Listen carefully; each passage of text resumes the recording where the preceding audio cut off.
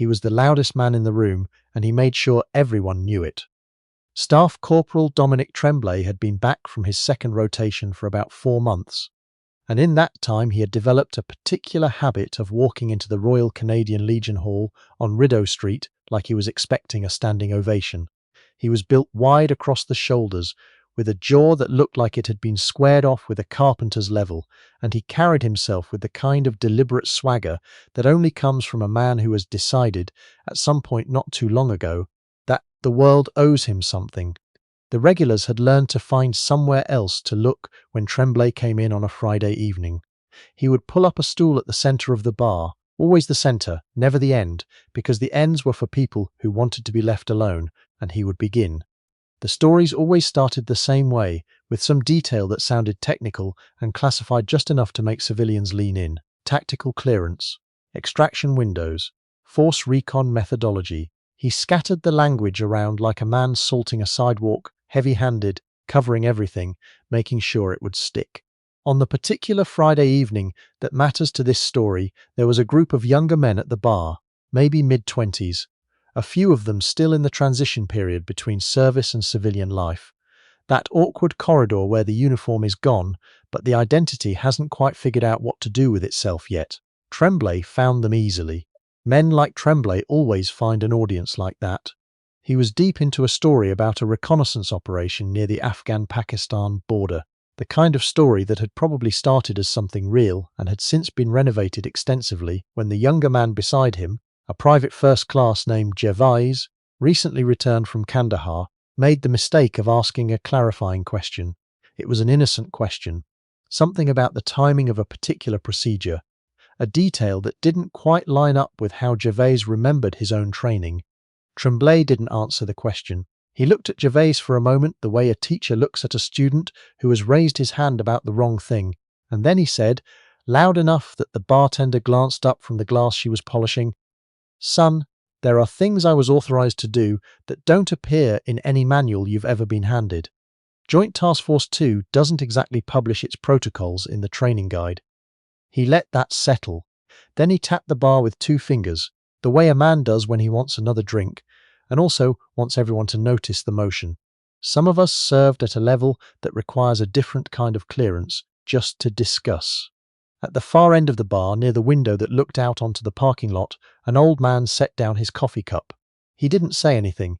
He didn't look over. He just set the cup down, very quietly, the way a person does when something has landed in the room that requires a moment of patience.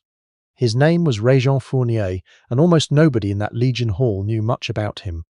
He was in his mid-70s, with a face that had been rearranged by weather and time into something that suggested both great weariness and complete calm. He wore a plain grey flannel shirt, a little frayed at the left cuff, and a pair of dark trousers that had seen better decades. His hands, resting on either side of his coffee cup, were large and scarred at the knuckles, the kind of hands that had been useful for a very long time. He came in on Friday evenings and sat at the end near the window, and he drank 2 cups of coffee, and he was polite when spoken to, and he never spoke about himself. The bartender, a woman named Sylvie who had been working that bar for 11 years, had once asked him if he was a member. He had nodded and shown her a membership card that was old enough to have a different logo on it. She had noticed, without making anything of it, that the card listed his rank as Warrant Officer, retired.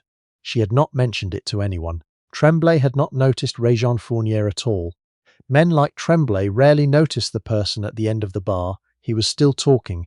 The story had moved now into a debrief sequence, something about a conversation with a commanding officer that had apparently been highly classified, but which Tremblay seemed happy to reconstruct in considerable detail. Gervais was nodding along because it was easier than not nodding, and the other young men at the bar were somewhere between genuinely impressed and unsure of the social cost of looking skeptical. "The things civilians don't understand," Tremblay said, and now he was speaking to the room in the way that people do when they've stopped really talking to any individual, is that there are tiers. There are soldiers, and then there are soldiers. Most guys serve. A few of us operated. And the difference between those 2 things isn't something you can explain to someone who hasn't been there. It's a code. You either carry it or you don't. He looked around the bar, apparently satisfied with this summary. Then, from the far end, without turning from the window, Réjean Fournier said, quietly, "Which code is that?" The room adjusted slightly. Not dramatically, no one gasped, no music stopped. But the air changed the way it does when a question arrives that is heavier than it looks. Tremblay turned toward the old man for the first time. He seemed to be reassessing something, though it wasn't entirely clear what. "Pardon me?" he said, with the particular politeness of a man who is not actually being polite. Réjean Fournier looked over then, without any urgency. His eyes were a pale, washed-out grey-blue, and they were absolutely level, the kind of eyes that looked at a great many things and no longer find very much surprising. "You said there's a code," he said. "I was asking which one you meant."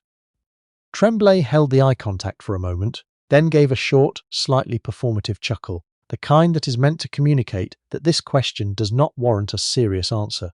"The code of people who've actually been downrange," he said. "The kind of experience that earns you the right to understand what real operations look like. Not everyone has it, that's the point." The old man nodded slowly, as if considering this. "Where were you stationed?" he asked. "Can't discuss specific. Generally then." Tremblay paused, reassessing again. "Kandahar, Helmand Province. A few places that don't appear on maps, distributed to the general public." Réjean Fournier looked at him for a moment longer, then looked back out the window. He wrapped both hands around his coffee cup, which had probably gone cold by now. "I see," he said, and nothing else. It was such a neutral response that it should have ended the conversation entirely. But something about the way the old man said it, the completeness of it, the total absence of the deference that Tremblay was accustomed to receiving, made something shift in Tremblay's posture. He picked up his drink and moved one stool closer to the end of the bar. "You a veteran?" he asked. "Yes. What branch? Army. What years?" Réjean Fournier looked at him again, and there was something in his expression that was not irritation and not amusement and was not quite readable. "I enlisted in 1968, he said, "retired in 2001. Tremblay absorbed this. 33 years of service was not nothing, and he was aware enough of arithmetic to register that. But 33 years could mean many things. It could mean a man who had spent 3 decades filing maintenance reports in Petawawa. "See any action?" Tremblay asked. The old man was quiet for a moment. Not the quiet of a man who doesn't know the answer. The quiet of a man who is deciding whether the question deserves one.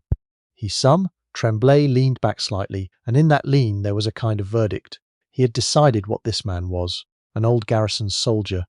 A paper pusher with a pension.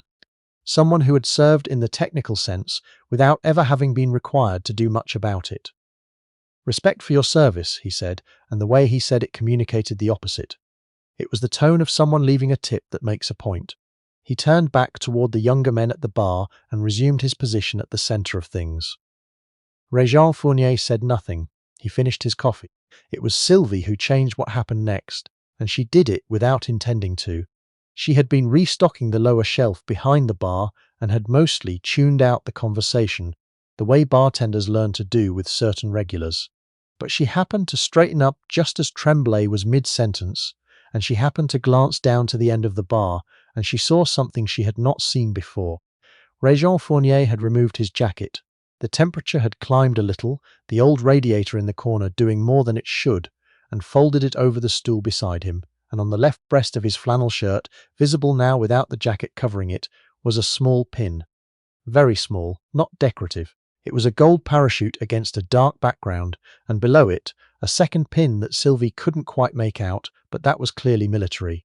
She wasn't a veteran herself, but she had been working for 11 years, and she had learned to recognize certain things. She had seen enough pins on enough old men's lapels to understand the general grammar of them. She walked to the end of the bar. "Mr. Fournier," she said quietly, "can I get you a refill?" He looked up and nodded, and she refilled his coffee. She hesitated, then said, still quietly, "Excuse me for asking. I've been meaning to ask for a while. Is that a Pathfinder pin?" The old man looked down at his shirt as if he had forgotten it was there. "Yes," he said. "And the other one?" He looked at it for a moment, then back at her. "Regimental badge," he said. CSR. Sylvie knew that acronym. Everyone who worked in a Legion bar in Ottawa knew that acronym. The Canadian Special Operations Regiment.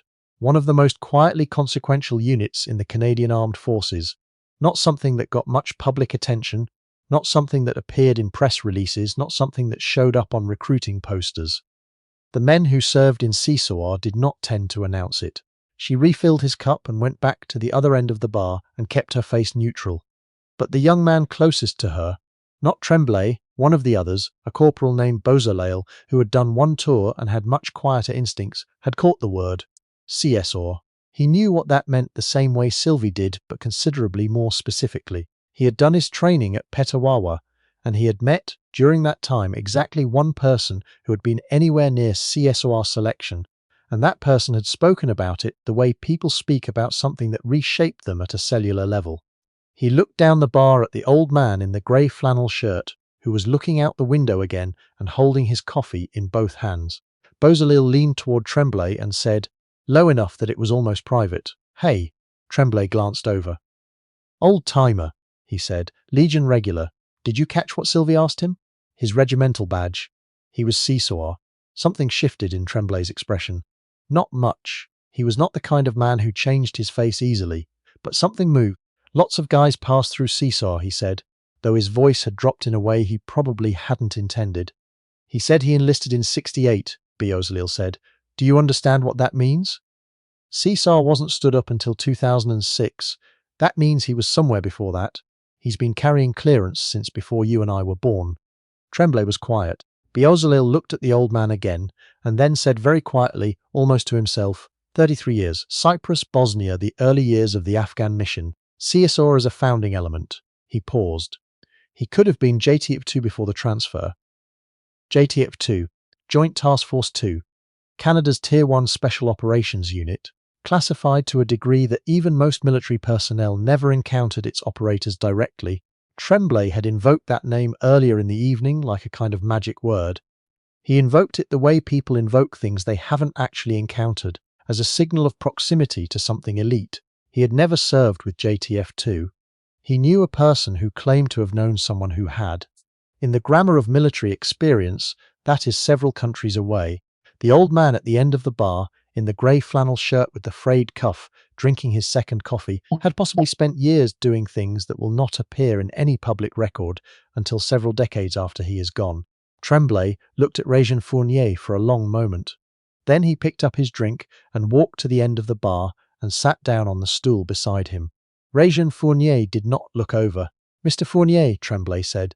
The old man looked at him. Tremblay opened his mouth and then closed it. He had a great many things to say, he generally did, and for the first time in quite a while he could not locate any of them. Finally he said, "I want to apologize for earlier." The old man held his gaze steadily. "What for? The way I was talking.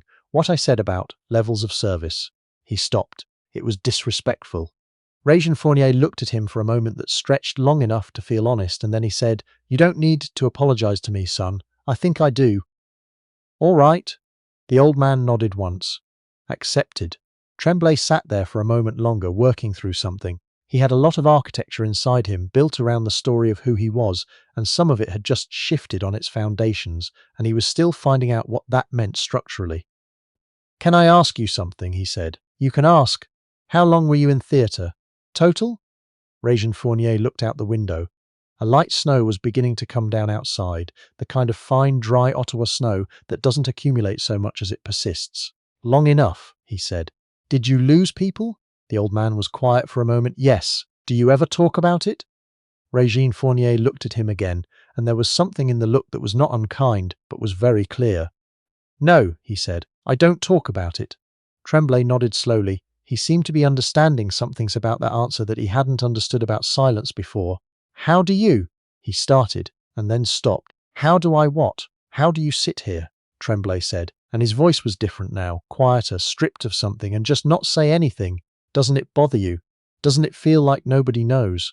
Régent Fournier looked at him for a long time. Outside, the snow continued, indifferent and fine. "They don't need to know," the old man said finally. "That's not what it was for." Tremblay sat with that. He rolled his glass between his palms. "I've been doing it wrong," he said. Not quite to Fournier, not quite to himself. The old man didn't confirm it and didn't contradict it. He finished the last of his coffee and set the cup down on the bar with the same quiet care he always used. "You're young," he said. "You still think the story needs an audience." He paused. "Someday you won't." He stood up slowly, the way old men do, redistributing weight with the practiced patience of a body that has taken considerable damage and kept working anyway. He lifted his jacket from the folded stool and put it on, and the pins disappeared beneath the lapel, and he was again just an old man in a worn grey shirt in a Legion bar in Ottawa on a Friday evening. He nodded to Sylvie, who nodded back. He moved toward the door with a steady, unhurried step, and at no point did he look back at the bar. The room was quieter after he left. Not dramatically quieter, the jukebox was still going, and someone at the far table was laughing about something. But near the bar, there was a quality of stillness that had not been there before, the kind that follows when something real has passed through a room and left a mark. Gervais looked at Tremblay. Tremblay was looking at the door, still holding his glass, and his face had an expression on it that had not been there at the beginning of the evening. It was not embarrassment exactly, and it was not admiration exactly. It was something older than both of those. It was the particular look of a person who has just understood that the measurements they have been using are wrong, and that all the calculations they've built on top of those measurements are going to require revision. He set his glass down. Nobody at the bar said anything for a moment. Then Bozalil, who had been quiet through all of it, leaned forward and said to no one in particular, "My grandfather was in Korea. Never talked about it once. Not once in his whole life." He paused. "I used to think that was strange. Now I think maybe that's the whole point." Outside the window, the snow kept falling, quiet and indifferent and steady, over a parking lot and a street and a city full of people who were warm in their houses and had no reason to think about the things that had been done, in cold and darkened silence, so that they could stay that way. The door of the Legion Hall closed behind Réjean Fournier, and he was gone. He would be back next Friday. He would sit at the end of the bar near the window. He would drink 2 cups of coffee. He would be polite when spoken to. He would not talk about himself. And in the worn grey flannel of his shirt, invisible now beneath the jacket, 2 small pins would go on holding their silence, the way some men carry everything that matters, quietly, without explanation, and without any need for the room to understand.